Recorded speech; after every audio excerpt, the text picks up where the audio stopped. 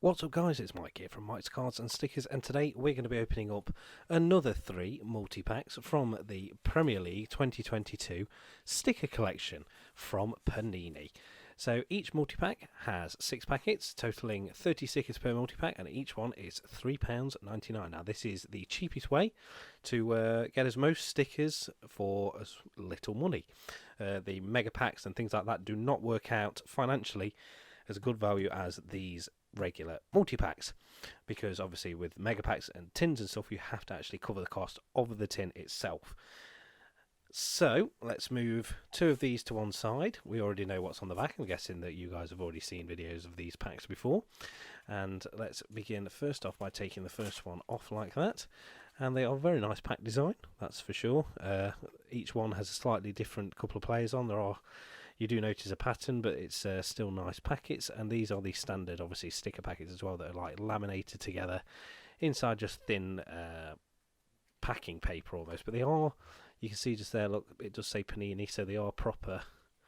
It is a nice quality packaging sort of thing, but you have to be ever so careful that when you open them that you don't simply tear straight through the stickers.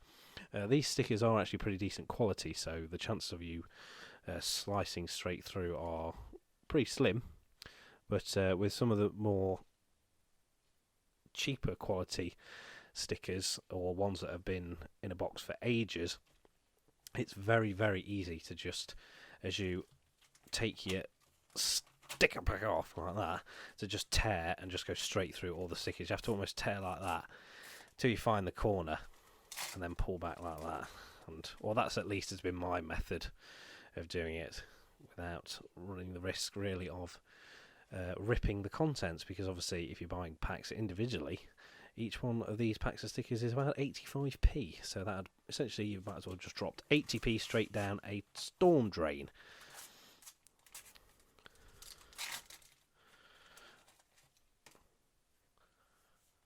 But it's really interesting as well to see the variety of nationalities that are playing in the Premier League, what with them all having the flag in the bottom corner. There's some amazing countries, and interestingly enough, in the binder, in the album, it's a binder for cards, it's an album for stickers, it gives you a key of what all the countries are, and there's like 40 in the list. It's mental. It's really, really amazing to think how many. So like, let's say here from this pack, so that first one was like a panoramic arty sort of shot. So we've got Spain, Ireland, England. So yeah, so that one that one wasn't really as international as what I was hoping for. They were all either home countries or relatively close to home. Newcastle, and then you got Sean. I'm sure Sean Longstaff is English as well, as is Mason Mount. Portugal, Brazil, that's a bit further afield. Wales, close to home again. But you'll get some of the smaller countries as well, like the small Caribbean islands, like Barbados and Trinidad and Tobago, and then some of the lesser well-known African countries too. England, Slovakia, Nigeria, France, obviously for Hugo Lloris, Czech Republic. So, like I say, you can really, if you had a map, you could really start crossing off some of the countries. I'm actually just going to be looking at that now. Wolves, so it's obviously going to be a Portuguese player. Bamford's English. Côte d'Ivoire, so Ivory Coast. Netherlands, Holland, Croatia. It's a real multinational, but it does seem that over the last couple of years it has been more and more English players seem to be. There's normally a lot of teams in particular that hover around a specific nationality. So like Wolves really like the Portuguese. Burnley have always had a very strong. It's always been highly English. Their team has. It's normally their starting 11 is normally about 8 of them are English. Norwich have a lot of home nations countries, so England, Ireland, Scotland, and Wales. Leicester were as well, to be fair, when prior to the league win in 2016, was it something like that? They had a lot of English players. Vardy, I mean Schmeichel now, to be fair, talks pretty much with a Danish-English accent. He's been here that long. Drinkwater English, but to name a few. But yes, and particularly in terms of young English talent as well.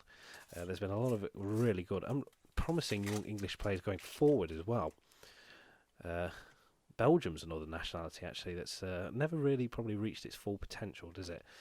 When you think of the players that team had, and the manager, to be fair, Roberto Martinez is a very good manager.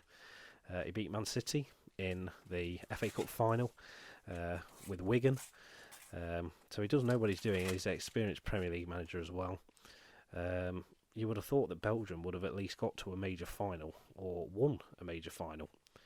But that's not been the case, which is very interesting. And when you think that even England were able to get to a major final, it was almost probably the greatest team, Belgium, to never actually win or even get to a final.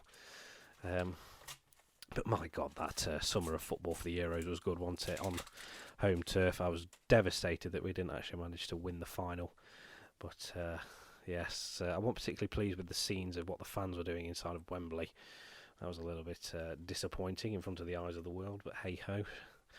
But what an amazing run! I mean, beating Germany, that was great, and going 1-0 ahead as well. Like literally in the first couple of minutes, God, we nearly threw our drinks everywhere when we watched it. We didn't end up going to the pub. We watched it here actually. A couple of people came around to my residence. And we watched it here. My mate bought some bottles of fancy champagne and put them in the fridge before half time. We had a barbecue outside, and then about 60 or 70 minutes we took the champagne out the fridge because we realised we probably weren't going to need it. But as such, with most things, I think they are still somewhere in his cupboard. They have been abandoned to one side, ready for the next time that an occasion good enough as that comes along. But it gives us hope because for the World Cup, you know, how well will we do there? Did we have an easy running really at the Euros? Probably. Did we ever really come up against a strong team? Well, yes, we came up against Italy, and we didn't take our chances. We had plenty of opportunity to put the game to bed and never won it. And some of the things that happened as well afterwards, in terms of the abuse that some of the young lads got. I mean, taking a penalty in a major final like that at the age of like 18 or whatever Bukayo Saka is, you got to have big gonads to say, yeah, go on then, I'll do it, knowing what's going to happen if you miss.